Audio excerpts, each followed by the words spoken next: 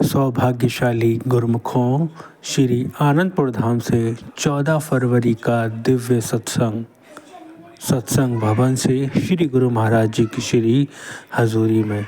तो आइए हम सब गुरुमुख जन प्रेम पूर्वक बैठकर इस दिव्य सत्संग का लाभ प्राप्त करें। बोल जयकारा बोल बोल। कारवान गुरुमुखों, सम्मुख शोभायमान श्री 108 श्री हुजूर सतगुरु देव जी महाराज के पावन दर्शन करते हुए प्रेम सहित बोलिए जयकारा बोल मेरे श्री गुरु महाराज की जय। गुरुमुखों, वसंत पंचमी का शुभ पर्व वसंत ऋतु के शुभ आगमन का प्रतीक होता है और आप जानते ही हैं कि फागुन का महीना शुरू हो चुका है। यह कुदरत की तरफ से एक सुंदर संयोग है एवं इंसान के लिए एक तोहफा है। संत महापुरुष जो अंतर के भेदी होते हैं, कुदरत के दिए हुए इस तोहफे को जब आंतरिक रूप से इसका वर्णन करते हैं, यानी अंतर से जोड़कर समझाते हैं, तो यह सुंदर संयोग और भी ज्यादा सुंदर हो जाता है। जैसे परसों फागुन संक्रांति के शुभ अवसर पर हमारे श्री हुजूर सतगुरु देव जी महाराज ने ये वचन याद दिलाए कि नानक तिन्हा बसंत है जिन घर वस्या कंत, कि जो गुरुमुख सज्जन अपने हृदय आसन पर इष्ट देव सद्गुरु को विराजमान कर लेते हैं, उनके जीवन में हमेशा ही वसंत बहार छाई रहती है। कैसे कि जैसे वसंत ऋतु में मौसम बहुत ही सुहावना होता है, जैसे आजकल हो गया है।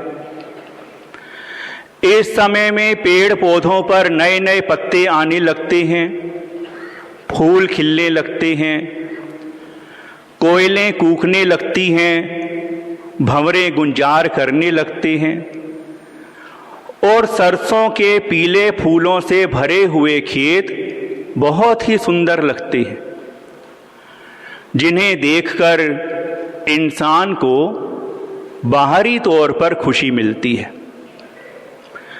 जबकि वसंत ऋतु साल में एक बार सिर्फ 2 महीने के लिए आती है, लेकिन परमात्मा के साकार स्वरूप संत सद्गुरु देव जी महाराज से जब जीव का मिलन हो जाता है तो उसके जीवन में यह वसंत बहार आंतरिक रूप से आजीवन आ जाती है, अनंत काल के लिए आ जाती है।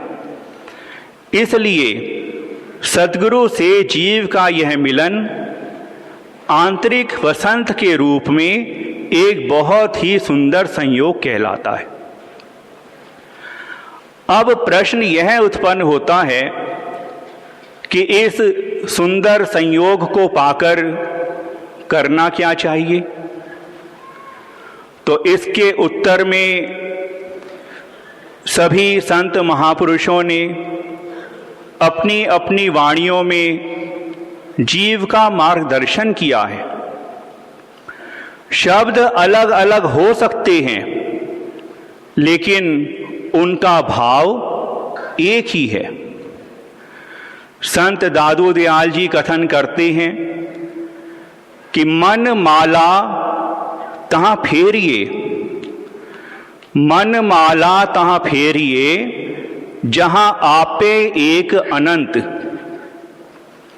मन माला तहाँ फेरिए जहां आपे एक अनंत, सहजो सो सतगुरु मिला जुग जुग भाग बसंत। कि हर तरफ से अपने चित्त को हटाकर अपने अंतर में विराजमान उस अनंत कहे जाने वाले परमात्मा से जोड़ दो, जो सतगुरु के पावन स्वरूप में साकार हैं, और अपनी ही कृपा करके हमें अपने चरणों से जोड़ते हैं।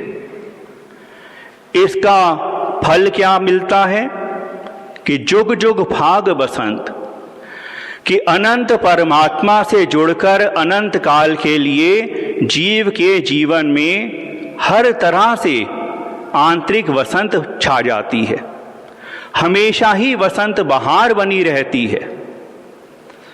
गुरुमुखो, हम सब पर हमारे परम आराध्य देव जगत वंदनीय प्रातः स्मरणीय श्री श्री 108 श्री परमहंस दयाल जी महाराज की यह अपार कृपा है कि उन्होंने हमें अपने पावन चरण कमलों से जोड़ा है, और वही महाप्रभु श्री हुजूर सतगुरु देव जी महाराज के पावन स्वरूप में सम्मुख शोभायमान होकर हमें अपने शुभ आशीर्वाद से निहाल कर रहे हैं।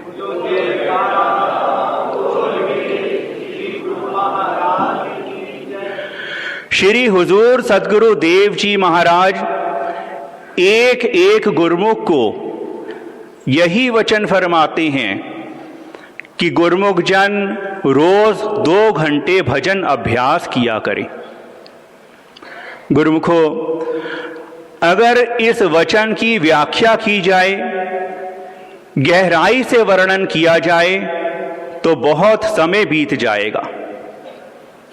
संक्षेप में सिर्फ इतना ही कहा जा सकता है कि सभी वेदों, शास्त्रों, पुराणों, स्मृतियों और संसार में जितना भी ज्ञान है, श्री सतगुरु देव जी महाराज ने अपने इन्हीं वचनों में पूरा का पूरा भर दिया है। आज भी कुछ गुरुमुखों ने जब श्री चरणों में यह विनती की कि श्री गुरु महाराज जी कृपा करके 2 वचन फरमा दें, तो श्री गुरु महाराज जी ने फरमाया कि अगर सेवक सद्गुरु के एक ही वचन की पालना कर ले तो वह भवबंधन से मुक्त हो सकता है। संत ध्रुवदास जी कथन करते हैं कि भजन न होई संग बिन, भजन न होई संग बिन, भजन बिना नहीं प्रेम। भजन न होई संग बिन, भजन बिना नहीं प्रेम। छिन्हो भजन न छाड़िए, धरिए ध्रुव यह नेम। कथन कर रहे हैं कि महापुरुषों की शरण गए बिना, संगत में पहुंचे बिना भजन नहीं होता, भजन के बिना प्रेम नहीं होता। और प्रीत की तो रीत ही यही है कि प्रेयसी को हर समय अपने प्रियतम का ही ध्यान बना रहता है। इसलिए हर गुरुमुख का यह फर्ज है कि वह अपने भजन के नियम में पूरी तरह से दृढ़ता रखे। और संत गोस्वामी तुलसीदास जी तो यहाँ तक कथन करते हैं कि भाव कुभाव अनख आलस हूं, नाम जपत मंगल दिस दस हूं। कि अगर कोई प्रेम से या शत्रुता से बैरी होकर भी, चाहे कोई क्रोध से या आलस्य से किसी भी तरह परमात्मा के नाम का उच्चारण करता है, सिमरण करता है, तो 10 दिशाओं में उसका मंगल हो जाता है, कल्याण हो जाता है।